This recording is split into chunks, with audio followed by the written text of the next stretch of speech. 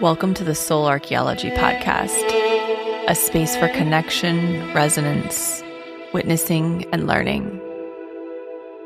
Together we'll harvest medicine from the spiral of life, sharing conversations with other embodied humans who have navigated their own initiations and found alignment with their true soul essence. With weekly astrology, energy updates, embodied conversation, and channeled teachings, this is a space for you to land and find resonance with the spiral of your own soul.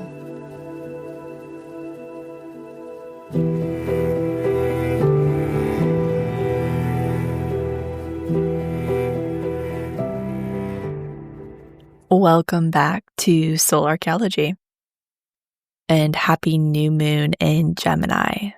We are finally moving into some lighter energy. Wow, we made it. The first half of this year has been such a deep and penetrating time. We've been brought into so many layers that have felt uncomfortable, had to revisit things multiple times to receive the medicine.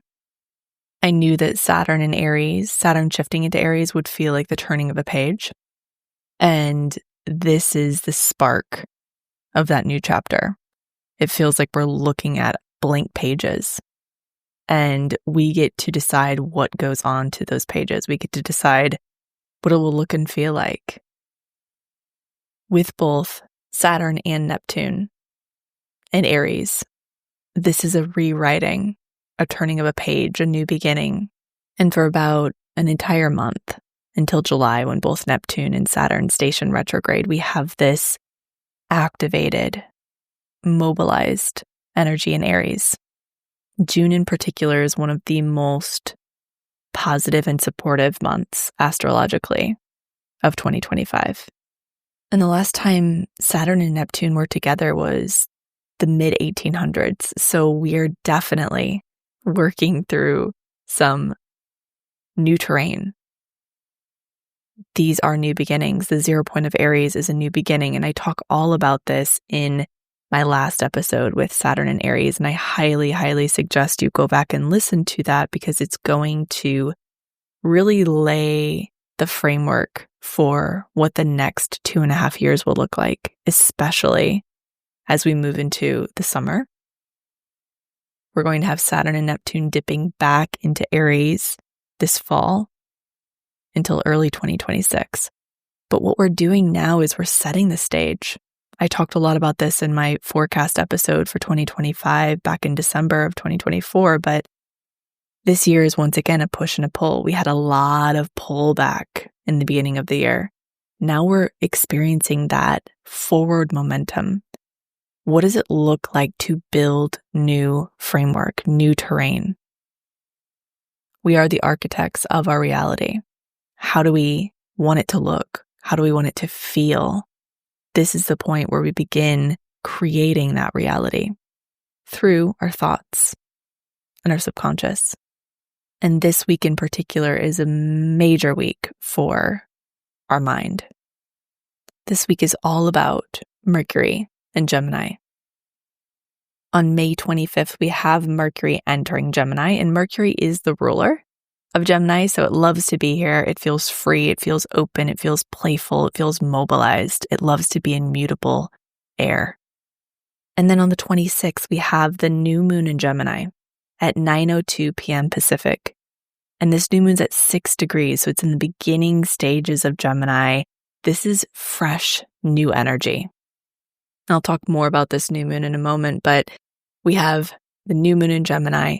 We have the sun in Gemini, obviously. We have the moon in Gemini. We have Mercury in Gemini conjunct this new moon. So there's a lot of Gemini energy. There's a lot of focus on the mental part of who we are. Thoughts, communications, ideas, beliefs. And this week is all about movement, action, change, play, curiosity. It should hopefully begin to feel lighter.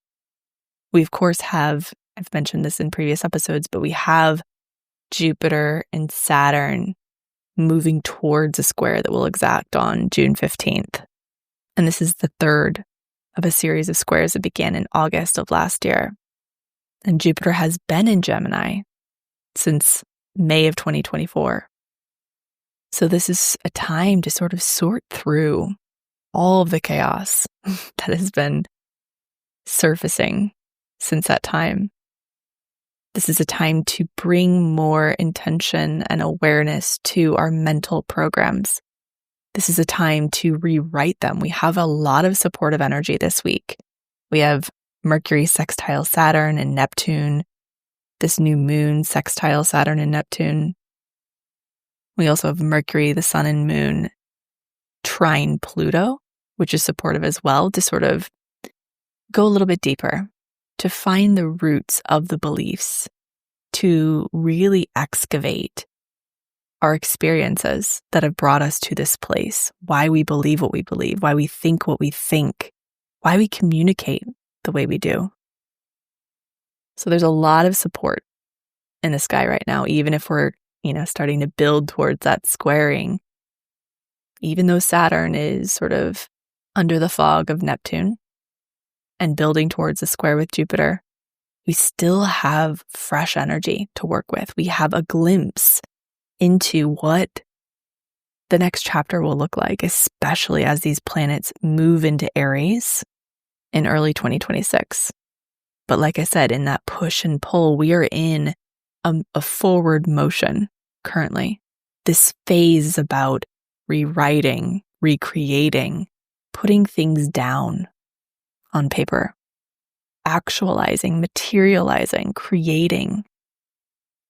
It's even a little bit of a test run because we have these planets moving back into Pisces in the fall. We have them, both Saturn and Neptune stationing retrograde in July. But June is all about creation. So as we wind down May, we get to sit with what we've learned, what we've gathered, without judgment or criticism, but simply curiosity. What has the first half of 2025 felt like for you? What have you learned? What have you gained? What have you lost?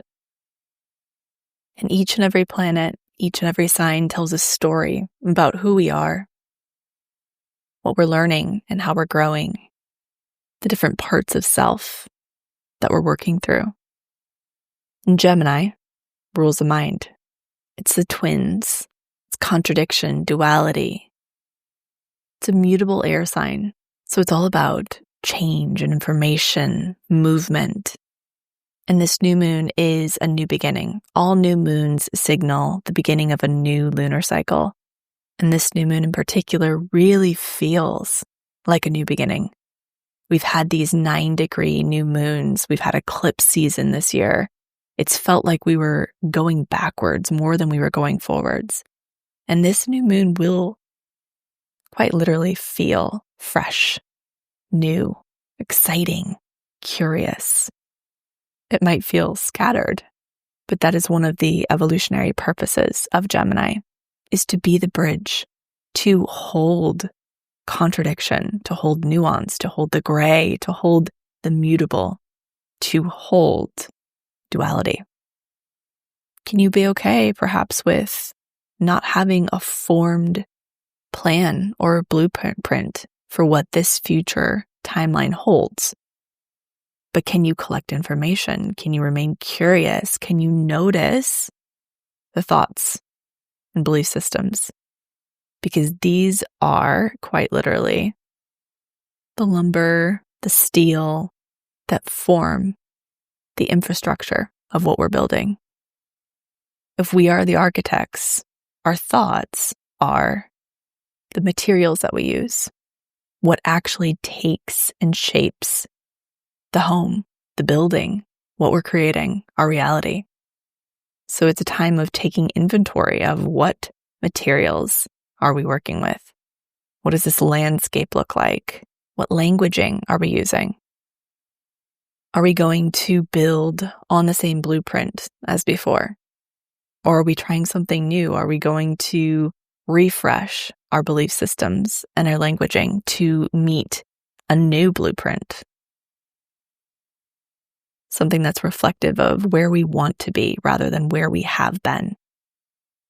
Gemini's evolutionary purpose is to remain curious, to gather and spread information like a butterfly or a bee.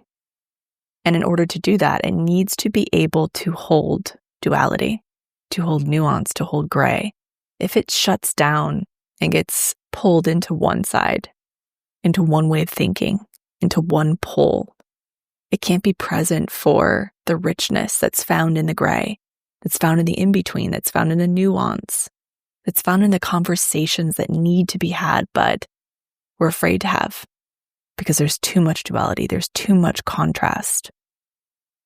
Its purpose is to remain open, to remain curious, to connect with others, to network, to experience life without necessarily having to distill truth, without having to make sense of things, but simply experience it. Sagittarius's job is to distill down to truth, to create and make sense of what we're learning, what we're experiencing. Gemini is just meant to be in it. This is a new opportunity to see things from a new perspective. This is all about the expansion of our awareness and our consciousness. And we can't expand if we are pigeonholed into a side or into a belief or into a dogma. We can't expand if we aren't willing to move beyond the certainty that dogma provides and into the nuance and the gray. That's where expansion occurs. When we're able to move beyond the thresholds of our own belief systems, our own thought processes, the way we've done things before. That's where true expansion occurs. We all know that if we continue to believe the same things and do the same things, we'll always remain the same. We're using the same materials to build with. We're using the same exact blueprint. We'll keep creating the same exact house or structure. If we want new, we have to go down into our belief systems. And where do they originate from? This is what Pluto is going to help us with this week. We might get some good info and material on, this comes from this place. And then we can get into the work, the somatic work, the subconscious rewiring. Gemini is simply the messenger. It's revealing and showing us what our belief systems are. And then it's our job to utilize this energy and to utilize the tools and the resources we already have to excavate those spaces. But this week is more of a data collection week. It's a great time to journal, to notice what your thought patterns are, to notice your beliefs, to notice what comes up when you experience something. We are always growing and evolving as individuals, as a collective, as a species. We're learning new things. There is no shame in changing your mind, shifting to a new perspective, because we're always collecting new data. This is why I kind of giggle when people say they only believe in science or they only believe in spirituality, because we're always collecting new data. We use such a tiny portion of our brain. We are always learning new things. And the reality is we know so little. We know as much as our ego can handle. And that's the true reality of the situation, is that we can only go as far as our ego allows us to. So the work of now is how to break down some of those walls of the ego, how to allow ourselves to maybe move a little bit more into the center, to see perhaps what the other side is talking about, to question our own beliefs, to question our own stance, our own perspective. Are we being pigeonholed?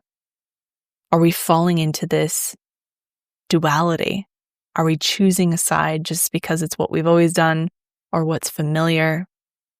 It's fine to choose a side. It's totally fine to have a sort of strong opinion or perspective on something.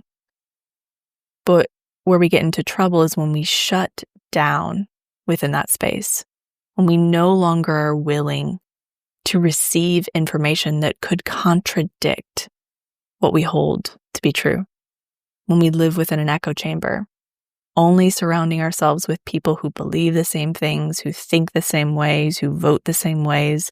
This is dangerous because we stop growing, we stop evolving, we stop expanding. Like I said before, we use such a small portion of our brains. If we remained fixed back in the 1500s, we would still be afraid of the ocean. We would still be afraid of washing. We would still be bloodletting. But knowledge and wisdom and science has evolved since then. But that does not mean it is fixed. That does not mean that what we know now will forever be true. It's just what we know now based upon the level of consciousness that we're at. Ideally, we keep growing and evolving. Humans learn from making mistakes. And this is where I think Gemini really comes into play, is that we have to remain curious. We have to remain mutable to some degree. Yes, decisions, clarity, even choosing a side is important often. But like I said, it's when we remain fixed and unable to hold the nuance, hold the contradiction, hold the potential for being wrong, where we get into trouble. And this isn't even just in relation to others. This is also internal. Can we hold the internal contradiction, the internal duality? Can we be okay with being wrong? Can we be okay with recognizing that something is much different than what we thought it was for most of our lives? Can we be okay that we have contrasting parts, that we're not simply always on the same page internally? So often I have people coming to me that say, they're sort of in this like double bind where it's like, I know I need to do something, but I can't. This part of me feels this way, but I know that's not how I really truly feel. We have multiple parts of us operating all the time. We have younger parts, more wounded parts, less evolved parts of us that were frozen in time, that act and believe a certain way. And we have our higher self that can see from that eagle's eye perspective what's really right and true for us in this moment. And it's not about making one of these parts right or wrong. It's about integrating it. It's about finding wholeness even in and amidst the duality. Can we be okay with experiencing the wound while wanting to do something totally and completely different? Shame separates. Love and compassion unites. And this is the work. Can you see that wounded part and say, I know why you're doing this. I know why you feel this way. And I still love you. Let's maybe explore a new way together. And it takes time and it takes practice, and integration doesn't happen immediately. But we can have these spontaneous quantum leaps when we allow space and time for these parts to be seen, witnessed, and integrated. And this is what I love about Gemini, is that it teaches us that contradiction can exist and we can still get along.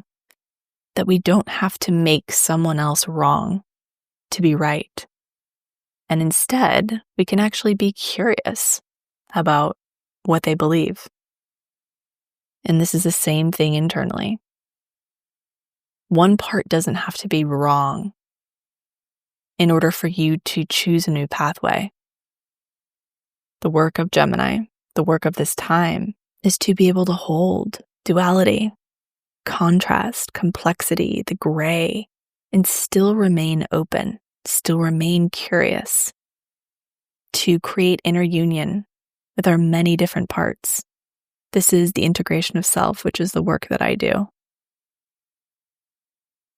Gemini is all about dialogue, asking questions, conversing, something that we have lost. We have lost the art of conversation. We have lost the art of connection.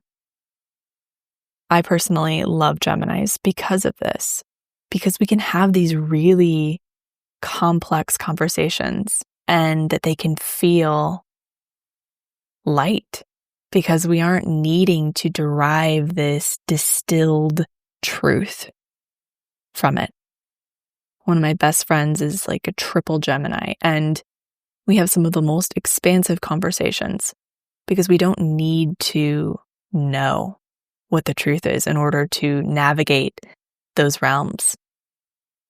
And I know that there's no judgment from her. I know that I can talk about something and say, I actually don't know. This is something I've been exploring, but I don't know how I feel about it quite yet. And for me, that's the most expansive space. And I have a Sagittarius moon, so I have this tendency to want to find the side, find the pole, find the truth. And my work is to always remain open, to always question, to always say, I've changed my mind, or I might not know, or I'm simply not ready to form an opinion on this. And in the social media world, the world where everyone has a label and a brand and is meant to take a stance on something, there's so much pressure to form opinions and to form a stance on almost everything. And the truth is that oftentimes this stance is formed on shaky ground. It's formed on misinformation. We simply cannot know everything.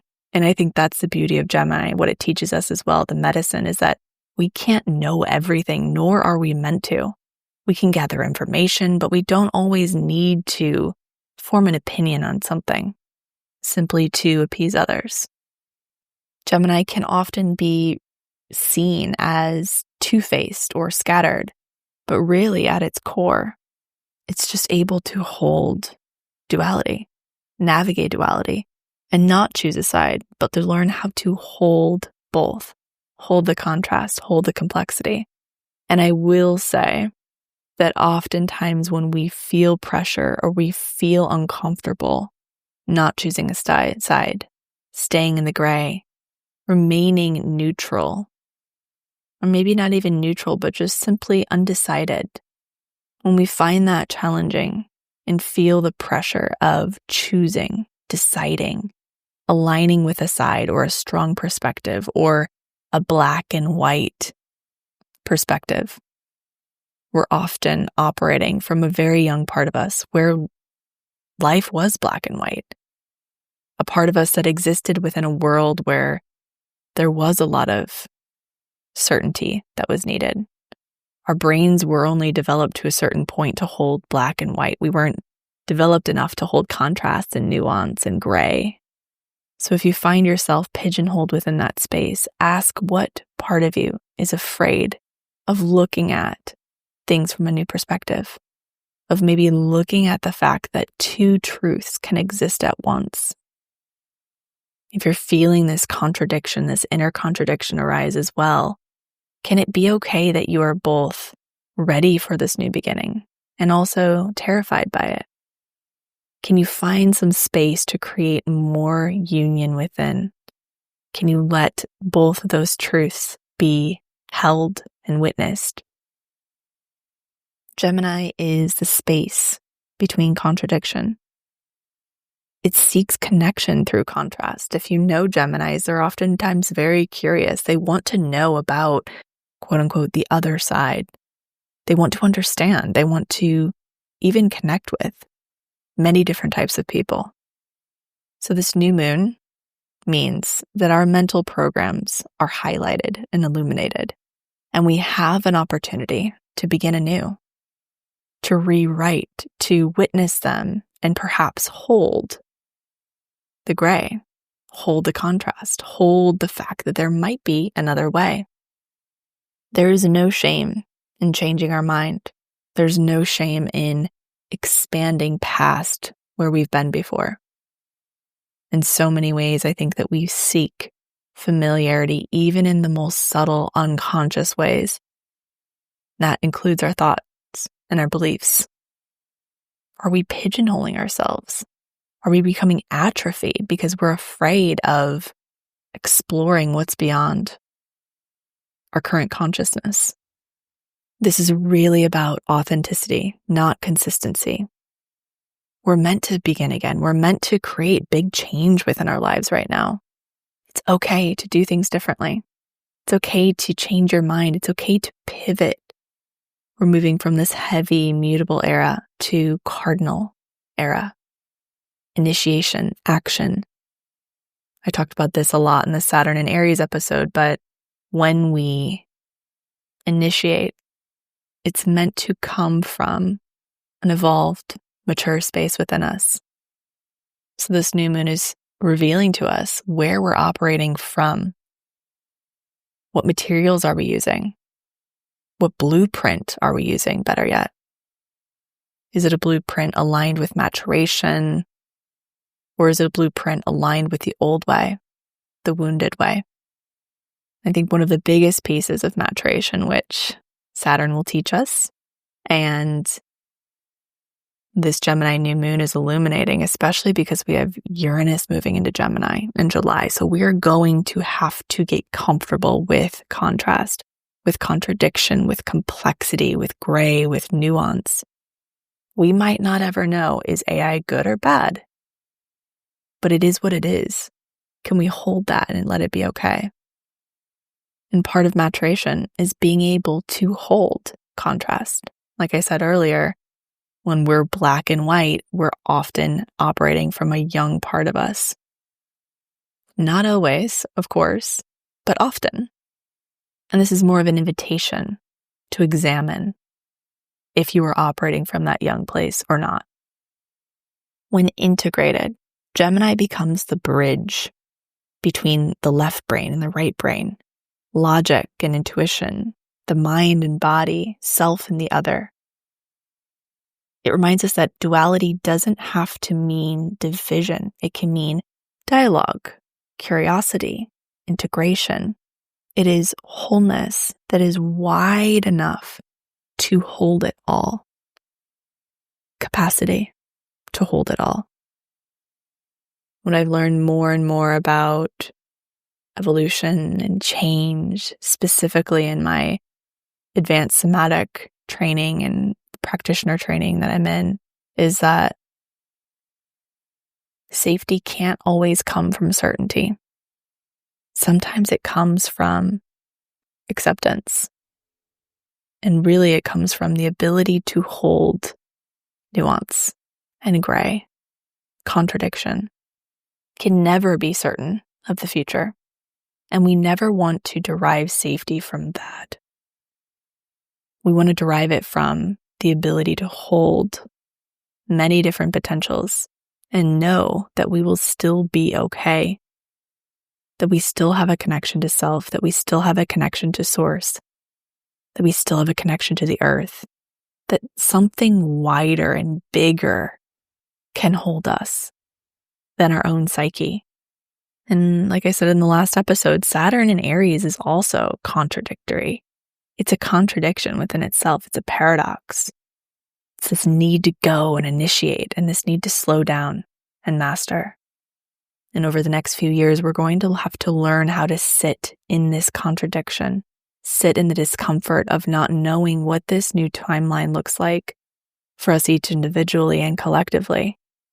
We're building capacity to hold more uncertainty. Once Uranus enters into Gemini, we are going to be blasting off wild things like telepathy, time travel. I mean, things that we've hinted at and sort of known, it's been in pop culture. But we're going to see systems, vehicles for these advancements. We're going to start learning more about the brain, learning more about our actual potential as humans. And we're going to have to sit with the unknown a lot, whether or not these advancements are good or not good for society, for our species, for evolution. And we're always going to be gathering information, making decisions based upon what we think is best at the time. And knowing we always have the ability to change our minds, to pivot and to reroute. We're working with the medicine of contradiction, which is a muscle that we desperately need to strengthen as a species. So this new moon is illuminating where we perhaps split off from our deeper emotional truth in favor of our psyche, our intellectual safety, the safety that we find in making something right or wrong, or choosing a side, over-identifying with our mental constructs in order to sort of avoid the unknown. This moon is also conjunct Mercury, and loosely conjunct Uranus, with Uranus being at the late degrees of Taurus. It's also sextile Saturn and Neptune, and trine Pluto. So we have some really supportive energy around this new moon. This is about remaining open, expanding the mind. Over the next few months, there could be sudden insights, revelations. Uranus leaving Taurus and moving into Gemini in July is going to be groundbreaking. Fast, quick change. And with the support of Saturn and Neptune, this new moon does hold opportunity to begin to materialize and form new beliefs. This new moon is a soft, gentle, perhaps, reset of how we think, speak, process, how we perceive life. This is initiating a new cycle around language, our thoughts, our beliefs, and the stories that we tell ourselves and others. Now, the shadow of Gemini is that it wants to remain surface level. It can be scattered or split. This is a time to really attune to the deeper wisdom beneath the activation, beneath the feeling. This is about excavating our early conditioning around the need to be adaptable or mentally quick in order to be safe or loved. What I mentioned before is that black and white. There may be old karmic threads around over-identifying with the mind, or even using words to avoid deeper emotional truths, what we're really experiencing. So the work of this moon is to bring your heart back in when you're utilizing your mind. The idea is that we allow the heart to lead and we use the mind as a tool. But so often, those two get flipped. To allow our intuition to speak and to turn down some of the noise, the overactivity of the mind, and to simply allow yourself to sit with the deeper meaning and truth of your heart. When we connect with the heart, we realize there's so often much more nuance and gray, that we can still love others, even if they believe different things. That things don't necessarily have to be right or wrong to be good. I can always tell when I'm in my heart because I have so much more capacity to hold nuance and gray. Because in that space of the heart, there is no duality. There's simply love. And I do believe one day our species will be able to be in that space fully and completely, but it's not quite now. So our work is to practice staying there as often as possible. To be in the heart more than the mind as often as possible. So the card that I pulled today I thought was just absolutely perfect. And it's the Eagle card in the Untamed Elemental deck. And it's all about perspective. Eagle's domain is in the heights.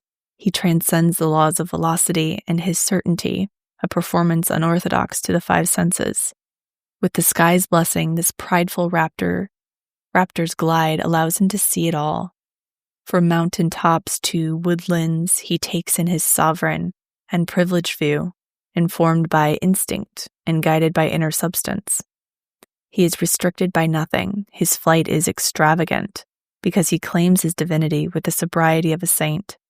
He is unfettered by pettiness or preference. He mates, nests, and hunts with the confidence of a clairvoyant, trusting that he has found his place in the universe.